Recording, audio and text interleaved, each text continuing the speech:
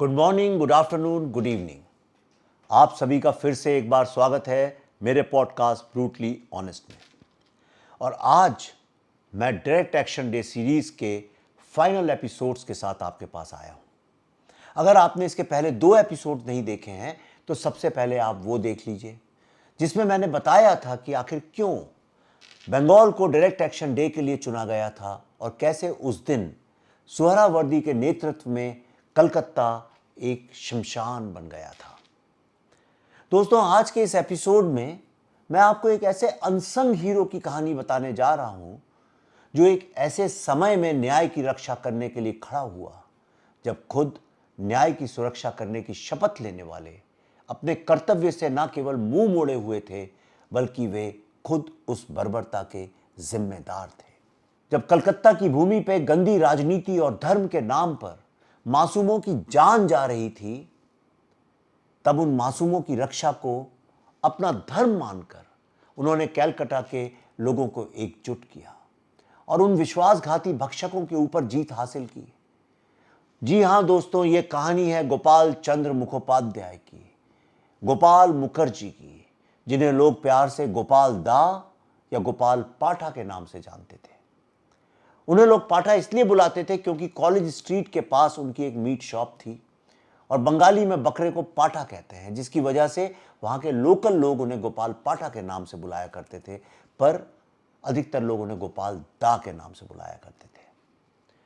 16 अगस्त 1946 के दिन जब हजारों हथियारबंद लोगों का एक विशाल जुलूस मुस्लिम लीग के झंडे लेकर लड़ के लेंगे पाकिस्तान, मार के लेंगे पाकिस्तान, शाला हिंदू लोगों को मार डालो जैसे नारे लगाते हुए हावड़ा से कलकत्ता की ओर निकल पड़ा था, उस समय गोपाल पाठा अपनी दुकान में थे। उन्हें खबर आती है कि मुस्लिम लीग के गुंडों ने बेलगाचिया में 2 ग्वालों मतलब मिल्कमैन दूध वालों का सर काट दिया है और बाऊ बाजार में दंगे भड़क चुके हैं। गोपाल पाठा तुरंत अपनी दुकान बंद करके अपने लड़कों को बुलाते हैं और उनसे कहते हैं कि इसके पहले कि गुंडे उनके इलाकों को नष्ट करें, उन्हें रोकना होगा। और दोपहर 3 बजे तक गोपाल पाठा और उनके लड़के सेंट्रल कलकत्ता की सड़कों पर पहरा देने लगे, जो एक हिंदू मेजॉरिटी एरिया था। इसी बीच उन्हें खबर आई कि एक मुस्लिम दंगाइयों की भीड़ चांदनी चौक से उनके इलाके की ओर जा रही है।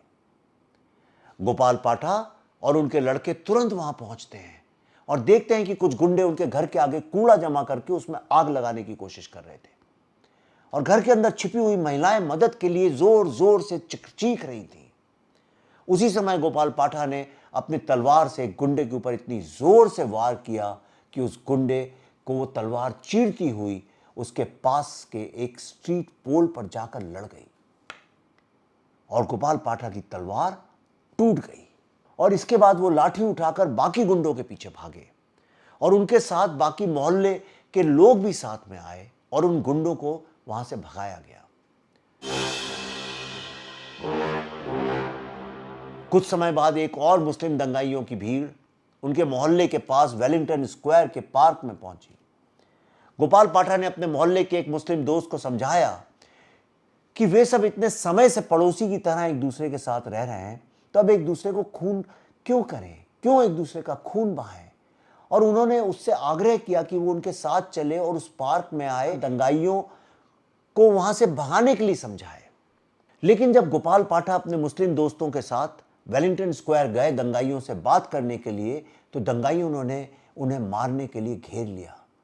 और यही वो समय था जब गोपाल पाठा समझ गए कि यह दंगा सिर्फ राजनीतिक नहीं है बल्कि एक प्लान्ड रिलीजियस मैसेकर की साजिश है और अब यह दंगा बातचीत से नहीं रुकने वाला। ये सांप्रदायिक दंगा था, ये धार्मिक दंगा था, ये मुस्लिम लीग का हिंदुओं के खिलाफ छेड़ा गया जिहाद था। गोपाल पाठा किसी तरह से अपनी जान बचाकर वापस लौट आए और फिर उन्होंने अपने सारे लड़कों और मोहल्ले वालों को यह समझाया कि अब शांति से बात करने का समय खत्म हुआ और अब बर्बरता का जवाब बर्बरता से देने का समय आ चुका है। सबसे पहले गोपाल पाठा के कहने पर उन लड़कों ने मोहल्ले से सारे मुस्लिम परिवारों को पास के पुलिस थाने में सुरक्षित तरीके से पहुंचाया और खबर फैलाई कि कलकत्ता के सारे हिंदू एकजुट हो जाओ, जाम बाजार और कलकत्ता के हर इलाके से हिंदू गोपाल पाठा के यहाँ इकट्ठे होने लगे और लड़ाई की तैयारियां शुरू होने लगी। चाकू, तलवारें, मटन चॉपर्स, लाठियां जैसे हथियार जमा किए गए। वर्ल्ड वॉर के दौरान जो अमेरिकी सोल्जर्स, खास करके ब्लैक सोल्जर्स, जो एक दारू, एक जिसे देसी देसी ठर्रा बोलते हैं, जिसका नाम पागलपन था, उस देसी ठर्रे के बदले पिस्टल्स और गोलियां क्विट इंडिया मूवमेंट के लिए खरीदी गई थी, उन्हें एक जगह इकट्ठा करने लगे। बॉम्ब बनाए गए और जब तैयारियां पूरी हो गई तब गोपाल पाठा ने भरी भीड़ में सबको कहा कि अगर वो हमारा एक मारते हैं तो हम उनके 10 मारेंगे। आप मेरी फिल्म देखेंगे अभी द बंगाल फाइल्स तो आपको गोपाल पाठा की कहानी देखने को मिलेगी और this is one of my most favourite dialogues. अगर वो हमारा एक मारे तो हमें उनके 10 मारने हैं। अब हाफ मर्डर नहीं, शत्रु का पूर्ण विनाश करना होगा। उन्होंने यह भी कहा कि इस लड़ाई में किसी भी औरतों को हानि नहीं पहुंचनी चाहिए, क्योंकि रावण भी इसी पाप में घिर गया था, लेकिन हमें इस पाप में नहीं गिरना है। दोस्तों, 1.5 दिन तक मुस्लिम दंगाइयों ने कलकत्ता पर आतंक फैलाया और उसके बाद कलकत्ता में प्रतिशोध का सैलाब उमड़ आया। अब तक जो हिंदू डर के अपने घरों में छुपे हुए थे, अब गोपाल पाठा के नेतृत्व में उन दंगाइयों को मुंह तोड़ जवाब देने के लिए सड़कों पर उतर आए। यहां तक कि पाठा के लड़कों ने हुसैन शहीद सोहरावर्दी को मारने की कोशिश भी की थी, लेकिन एक हादसे में उन सबका देहांत हो गया। कलकत्ता की भूमि अब रणभूमि बन चुकी थी। जब सोहरावर्दी को दिखने लगा कि उसकी चाल अब उल्टी पड़ रही है, तब उसने पब्लिक से लड़ाई बंद करने की अपील की। दोस्तों, जरा सोचिए, पाकिस्तान अभी बना भी नहीं था, लेकिन उनके होने वाले नेताओं का रवैया उस समय भी वैसा ही था जैसा आज के पाकिस्तानी नेताओं का है। पहले खुद वार कर दो और जब उन पर पलट वार हो तो सीज फायर की मांग शुरू कर दो। आपने ऑपरेशन सिंदूर में देखा होगा किस तरह से पाकिस्तानियों ने भारत पे आक्रमण किया, हमारे इनोसेंट लोगों को मारा, लेकिन जब भारत ने मुंह तोड़ जवाब दिया तो उन्हें घुटने टेक कर हमसे सीज फायर की गुहार लगाई। दोस्तों, इसके बाद जब गांधी जी कलकत्ता पहुंचे तब वो भूख हड़ताल पर बैठ गए और उन्होंने कहा कि वहां के जो लोग हैं वो अपने हथियार समर्पण करें और उनसे इस बात का सर्टिफिकेट लें कि इसके बाद वो बिल्कुल भी लड़ाई नहीं करेंगे। इस हथियार समर्पण के लिए गोपाल पाठा को भी बुलाया गया था, लेकिन उन्होंने पहले मना कर दिया। लेकिन जब गांधी जी के सेक्रेटरी प्रोफेसर निर्मल बोस ने गोपाल पाठा से अनुरोध किया तो वो गांधी जी से मिलने के लिए राजी हो गए। गोपाल पाठा जब गांधी जी से मिलने आए तो उन्हें अपने हथियार समर्पण करने के लिए कहा गया, तो उन्होंने मालूम है क्या कहा? उन्होंने महात्मा गांधी से कहा, इन हथियारों से मैंने अपने मोहल्ले की महिलाओं को बचाया है, अपने मोहल्ले के लोगों को बचाया है, मैं इनका समर्पण नहीं करूंगा। यदि मैंने एक कील से भी लोगों की रक्षा की है, मैं उसे भी समर्पण नहीं करूंगा। और यह कहकर वो वहां से चले गए। दोस्तों, उसके कुछ दिन बाद गोपाल पाठा को खबर आई कि गांधी जी के कैंप पर लोगों ने हमला कर दिया है। उन्हीं लोगों ने जो हिंदुओं को मारने निकले थे और गांधी जी को सुरक्षा की जरूरत है। गोपाल पाठा इसके लिए राजी हो गए, लेकिन उन्होंने एक शर्त रखी। उनकी शर्त यह थी कि कैंप की सुरक्षा वो तब करेंगे जब वहां से सारे पुलिस और आर्मी वालों को हटा दिया जाएगा। और गांधी जी ने उन्हें यह अनुमति दी और कहा कि वे अपने लड़कों के साथ कैंप की सुरक्षा अपने हथियारों के साथ करें। और दोस्तों, ऐसा ही हुआ। वो गांधी जी जो पाठा से अपने हथियार का समर्पण करवाना चाहते थे, उन्हीं को अपनी सुरक्षा के लिए गोपाल पाठा और उनके लड़कों को हथियारों के साथ अपने इर्द गिर्द तैनात करना पड़ा। जैसा आप समझ ही गए होंगे, गांधी जी ने गोपाल पाठा की शर्त मान ली। इसके बाद ब्रिटिश अथॉरिटीज ने कलकत्ता में आर्मी भेजकर सिचुएशन को कंट्रोल करना शुरू किया। 5वें दिन से कलकत्ता में दंगे शांत होने लगे, लेकिन तब तक वो पूरा शहर शमशान बन चुका था। लाशों के ढेर लगे हुए थे जिन्हें चील और गिद्ध नोच नोच कर खा रहे थे। 21 से 24 अगस्त के बीच बालीगंज सीवेज से 110 लाशें निकाली गई। मोमिनपुर से करीब 20 लाशें निकाली गई। सेंट्रल प्रोविंसेस के गवर्नर सर हेनरी ट्रोयनम के एक स्टेटमेंट के अनुसार डायरेक्ट एक्शन डे के 4 दिन के दंगे में करीब 40,000 लोग मारे गए थे। वो कहते थे कोट अनकोट कलकत्ता की सड़कों पर ही करीब 4000 लाशें गिनी गई थीं और मुझे लगता है कि उससे दुगना की तादाद में लाशों को हुगली नदी में बहा दिया गया। दोस्तों 14 अगस्त 1947 को जब गांधी जी हैदरी मंजिल आए तब सुहरावर्दी भी वहां मौजूद था। सुहरावर्दी जो उस वक्त वहां प्राइम मिनिस्टर था और जिसको बुचर ऑफ बंगाल बोला जाता था।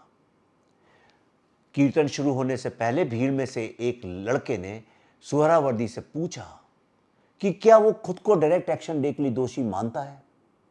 तो पहले तो सुहरावर्दी ने इनकार कर दिया, लेकिन बाद में उसने इस बात को स्वीकार किया। Yes, this is official. जहां एक तरफ सत्ता के लालच में कुछ नेताओं ने अपने लोगों की जान दांव पे लगा दी थी, वहां कलकत्ता का एक आम नागरिक जनता का रक्षक बन गया। नाम था गोपाल पाठा।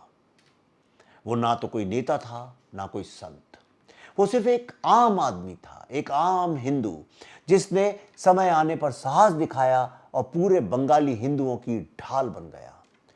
उस दौर में जब धर्म और राजनीति ने इंसानियत का गला घोंट दिया था, तब उसने मजहब नहीं इंसानियत का साथ चुना।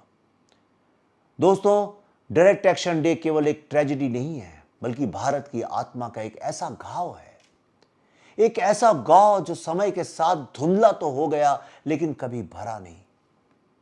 यह कहानी उन हजारों मासूमों की है जिनकी चीखें इतिहास ने अनसुनी कर दी।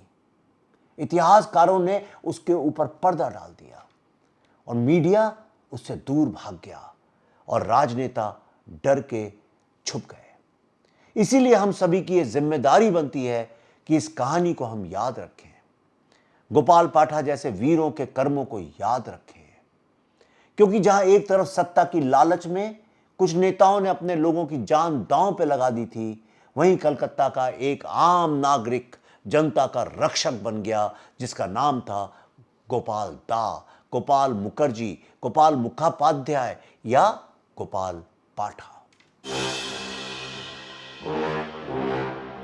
दोस्तों, इसीलिए हमें यह कहानी हमेशा याद रखनी होगी, क्योंकि अगर हमने ऐसे सच को ना जाना, ना समझा और ना सुनाया, तो फिर वही झूठ, वही हिंसा, वही नफरत बार बार लौटेगी, नए नाम और चेहरों के साथ।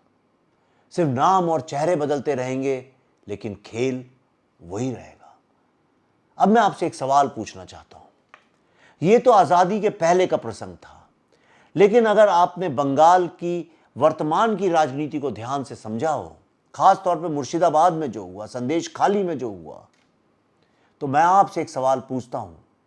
80 साल बाद चेहरे तो बहुत बदले, नाम भी बहुत बदले, पर अपने दिल पे हाथ रखकर बताइए, मजहब का ये दरिंद वाला खेल क्या कभी खत्म हुआ या अभी भी चल रहा है? इसका जवाब रिप्लाईज में लिखिए। और अगर ये सीरीज ने आपको कोई नई जानकारी दी हो, आपके दिल में सवाल उठाए हों, तो इसे जरूर अपने दोस्तों, परिवार और खास तौर के यंग बच्चों से जरूर शेयर करिए। अपने विचारों को कमेंट्स में लिखिए, क्योंकि चर्चा ही बदलाव की पहली सीढ़ी होती है। तो दोस्तों, मिलते हैं अगले पॉडकास्ट में बंगाल की एक नई सच्चाई, एक नई कहानी के साथ। तब तक के लिए जय हिंद, वंदे मातरम।